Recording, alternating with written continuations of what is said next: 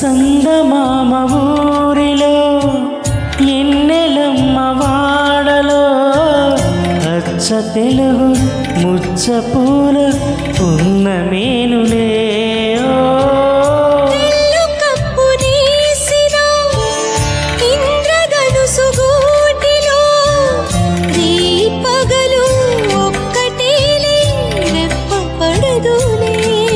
ఈ మబ్బులే మన నేస్తులు,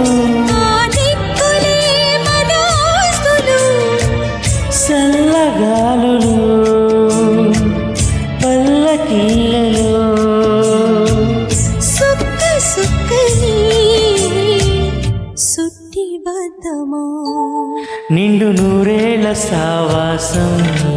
స్వర్గమ బాలి వనవాసం ఈ రీతులు